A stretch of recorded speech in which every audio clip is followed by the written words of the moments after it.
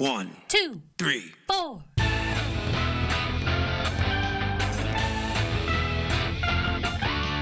Monster movie. Fun time, go! Monster movie. Fun time, go.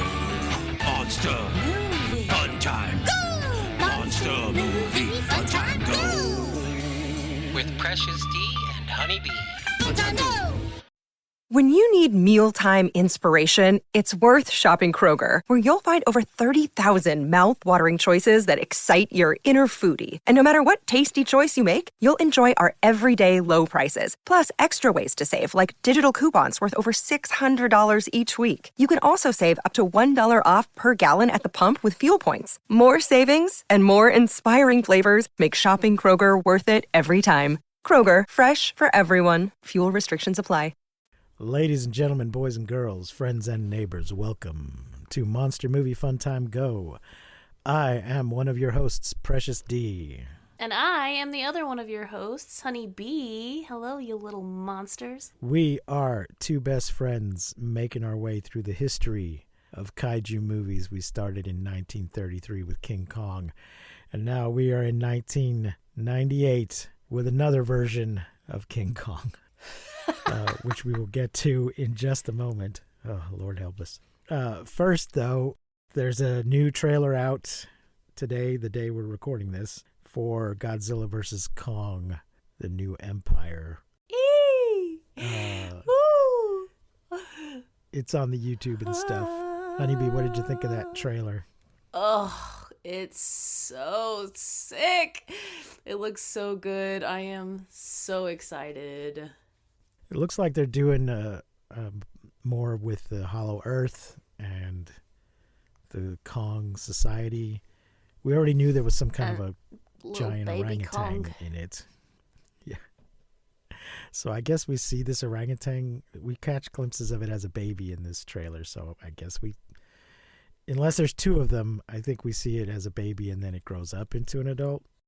And also, Godzilla has changed colors. Well, maybe it is two different ones. I think it might be two different dudes. You think there's an adult one and a baby one? Yeah, I do.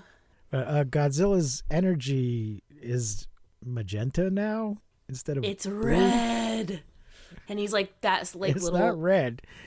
That little it's clip where very he's like pinkish. powering up. Yeah, I wouldn't call it red though. It looked very pink to me. No? Oh, maybe because I watched it on my phone. Maybe. Yeah, it looks pink to me. Maybe it's meant to look red, but on my devices it came off looking pink, which I thought was a little. I mean, the other one's sort of a bluish white or a whitish blue, so they may have put a little too much white in the red and made it pink. The other thing I wanted to mention is I got my Kickstarter rewards for Kaijus versus Cowboys. Got 3 issues in the mail the other day. Started reading it. It's fun. So look that up, folks. I don't know if you can get it outside of the Kickstarter. You might be able to. Look it up and check it out. And I did a little sort of mini solo episode talking about Godzilla -1. Honeybee, I guess you haven't seen it yet? I have not seen it yet, but I am so freaking excited to. I hope to see it tomorrow. Yeah, you got to see it. I was going to listen to your episode too today, and then I was like, no, I'm going to wait. I'm going to wait till I see it. Yeah. Okay. No so spoilers. if you get it, if you are able to see it tomorrow, try to see if we can jump on real quick and give us your thoughts about it. Cool. Yeah. But today, Lord help us, we are talking about The Mighty Kong from 1998. An animated monster musical film. I did not care for it. It is an animated movie. Man. It is a musical. It had a limited theatrical release, but it was basically straight to VHS. It had motherfucking Jodie Benson in it. As soon as she started squealing in New York, I was like, Jodie Benson? Oh my God. Yeah. How did I not see this? I am a huge fan, obviously, because Little Mermaid. But before I even saw The Little Mermaid, which I think came out somewhere between 89 and 92, I saw Thumbelina, which came out in 94. So I was already, like, her voice is, like, such a... Like, basically, when I was a kid, I wanted to be Jodie Benson. You know what I mean? Like, I was Thumbelina. I was the Little Mermaid. So I'm super shocked that I did not see this or know about it because it's fucking Jodie Benson. Yeah, it's also Dudley Moore, which apparently doesn't mean as much to you as it does to me. I mean, yeah, because, you know, that was a little bit before, you know, but also I did recognize his voice. I did have to look it up and see what I did know him from. So I can't believe I didn't see this. I don't know how I missed this. I'm not really sure. Maybe because I was in the first grade. That could be it. But it's just weird because this is like exactly... I feel like this movie was intended for me and I just missed it somehow. I don't know. It is directed by Art Scott, written by William J. Keenan, music by David Siebels, Robert B. Sherman and Richard M. Sherman, the Sherman brothers, who wrote the music for Mary Poppins, Chitty Chitty Bang Bang, numerous other things. They have won Academy Awards. They wrote the world record holding song for most performed song, although I feel it's a little bit of a fudge. It's a Small World After All. They call it the most performed song, but it's a recording. I don't think it's fair to call it performed when it's just a recording that's playing over and over again all day at Disneyland. To me, that's not a performance.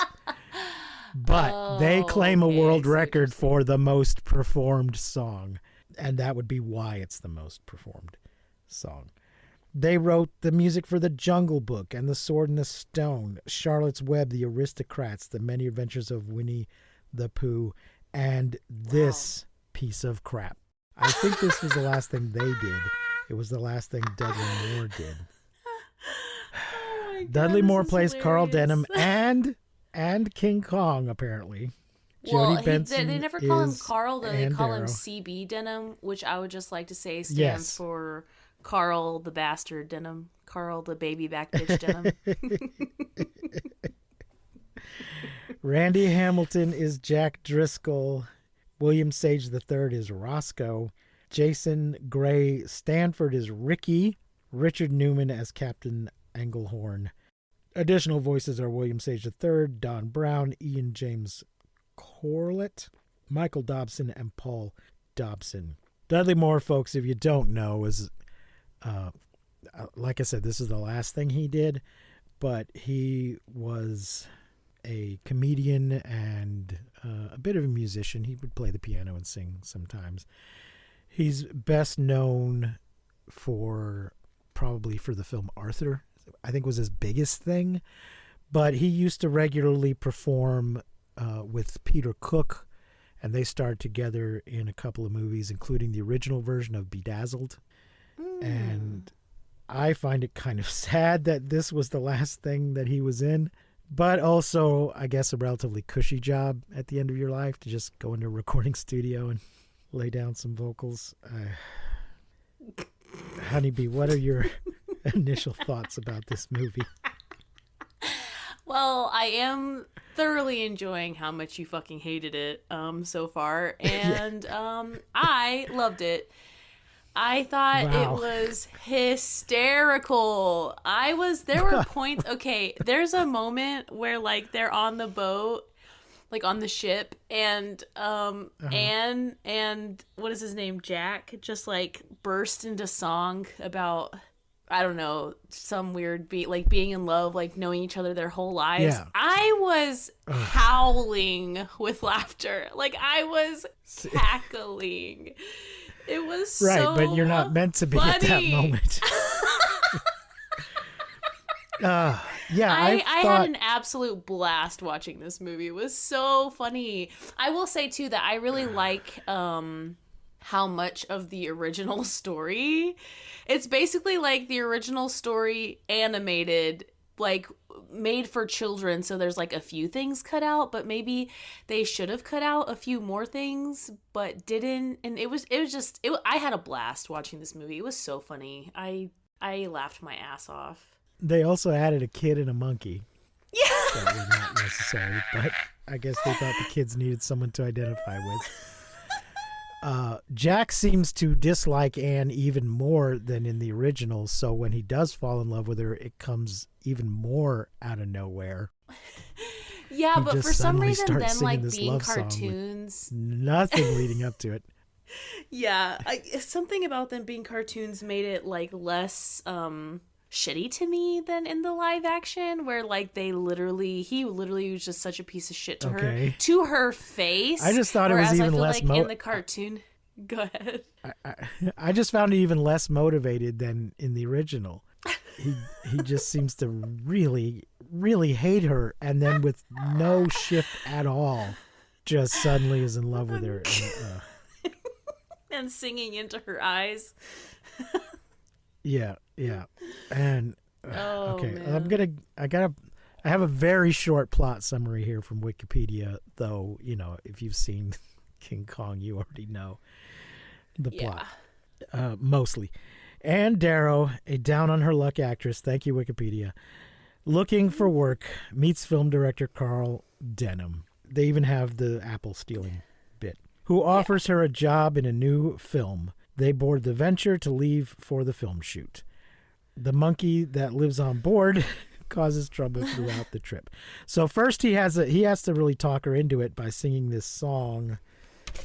I wrote them down here. There's not that many songs. There's the Wild Animal Follies. So first, this Jack Denham puts on stage shows with people in animal costumes. Carl, yeah, he puts on stage shows with girls in animal costumes, kind of a Ziegfeld Follies, but it's Denham's Wild Animal Follies, and they sing a song about it. And there's a little bit of wild animals on the stage. And then to convince Anne to go, he sings this song called Lotus Land about Hollywood. I don't think I've ever heard Hollywood referred to as Lotus Land. Is this like some reference to the Odyssey? To the Lotus Eaters from the Odyssey? Because in the land of the Lotus Eaters, they're just stoned all day. They're just zoned out. They eat lotuses and don't do anything. They're just zoned out all day. So that's their idea of Hollywood, I guess. I don't know. These songs suck, Honeybee. When I found out this was the Sherman Brothers, I was like, what the actual fuck? They just phoned these in. They're not good songs. Oh, man. I think they're so funny. I know you did. They were such a shock to me. Like when the first song started, the first song, not really, because it's like like you said, like the Follies, and it's like a stage thing. So I was like, okay. But then when Denham starts just singing to Anne, I was like, what the fuck is going on right now? It totally took me by surprise. And then like every single song, like you said, they're not very good. Like I was just laughing so hard. Like I even had to text one of my friends and be like, you've got to watch this. Like, did you see this in 98? Because I am dying right now. You have to watch this. It's so funny. Just so silly. And oh man, I guess just part of the time. I don't know. Right. It was so funny. So while they're on the boat, they decide to, film some stuff, and we get another song that is not connected to the plot in any way whatsoever. This is bad musical writing here. It is called Dolly of Papali, Dolly of Papali, but then sometimes they say Polyolly. They're inconsistent with where it is, this made-up island that the character is from. So she's just supposed to be, they're filming some stuff, and so she's playing this character, Dolly, from some island of Polynesia, like some Polynesian princess. Yeah, and she just sings about, hey, I'm Dolly. Hello, Dolly. why did they keep all of the men on the ship like being so creepily sexually attracted to Anne in this cartoon? Yeah. Could you answer me in this kid's cartoon? I mean, just being true to the source material, I guess. I guess. Actually, we don't. I was like, we wow, see that, they really we could have saw cut that out. We didn't see that in the original, but we did see that in the remake. In the original, the cook and Jack are the only ones that interact with her, really, and Denham, of course. But oh, Charlie! Shout out to Charlie. In the 70s remake, the whole crew is just drooling over her. And they kept that in this cartoon, and it's so awkward. Yeah, I mean, and that's really what this song is just, hey, look at me, I'm pretty princess. I'm hot, yeah. And and of course it goes into a sort of it goes into a musical sequence that is not what is actually happening on the boat. She's in the song, she's on the island, and there's animals and fish and stuff, and it's it goes into songland. And but it's terrible because it doesn't express her feelings. It doesn't advance the plot. It doesn't establish character. It doesn't tell us who anybody wants or what anybody's doing. It could have been a song that they just wrote unrelated to this movie and said, hey, why don't we stick that song in here? It wouldn't surprise me if that turned out to be the case. And it was a shitty song. So, the monkey that lives on board causes trouble throughout the trip. I don't remember what he did, but, cartoon monkey shit. They arrive on the island, and after running with the natives, and then sacrificed to the giant gorilla King Kong, who makes off with her into the jungle. That sentence doesn't seem properly structured. Together, they fight a Tyrannosaurus, Pterodactylus, and Gigantophis. I don't know what kind of dinosaur that is, but they fight one. I guess the T-Rex looking. Doesn't want to. Well, no, it said Tyrannosaurus, so I don't know what. I missed that. Wikipedia does not want to. There's a link there, but it doesn't want to connect. So something else that we kept though is the dinosaurs. So. Oh, it's a snake. Oh. Yes. It's a giant snake. It's a type of extinct giant snake. Okay. Then we have another song that's not really a song, Monarch of the World, which is just sort of their King Kong chant. The film then follows Kong's rampage of New York City. Kong takes Anne up on top of the Empire State Building. Do they do the whole stage show thing and him breaking loose in the stage show? I think, yeah. Yeah, all of the reporters are sitting in the front two rows, and then all their camera flashes are freaking him out, and he thinks Anne's in danger. Yeah, they do the whole bit. Okay. The biplanes come and attack Kong with guns, but miss most of the time because it's a cartoon. When all the planes have been knocked down, and of course we see people parachute safely out of each of the planes, the army sends two blimps with a net in between them to catch Kong. They catch him successfully. Kong tries to get out of the net, but the net rips, and when Kong reaches for Anne, he falls from the net and plummets to the streets of New York. So they thought they could still have him fall kind of to his death, but they couldn't shoot him down. It had to be an accident, because that would make it okay in a kid's cartoon, I guess. However, Kong survives the fall. We still get Denham's line about, when you write up this story, boys, tell him it wasn't the fall that killed him. It was beauty killed the beast.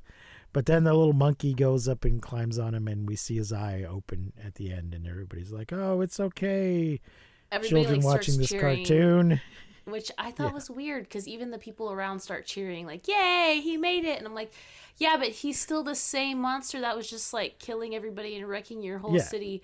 I also like how they kept the Kong in the window moment, but since it's a cartoon, there was nobody in the shower or like in the bath. Right. Just him looking through the window. Oh, another really funny moment when he's looking for Anne, he picks up this like hippie off the street, and it's a dude. Like usually when this happens in all the movies that we've seen, he sees someone who looks like the person that he's looking for, picks him up, and it's in like another woman. Or if he's looking for a man, it's another man. But I thought it was so funny that it's just like this dude with like long hair and then a really big beard, but he's wearing like white robes. So it looks like her white dress. Which is weird because it's still a period piece, and that men didn't typically dress that way in the 30s. So funny. God damn it. So, well, I'm glad you managed to enjoy it, but it sounds like you enjoyed it for all the wrong reasons, because I don't think it was meant to be hilarious. Or the parts they thought were funny were not particularly funny. You know, all the monkey shenanigans.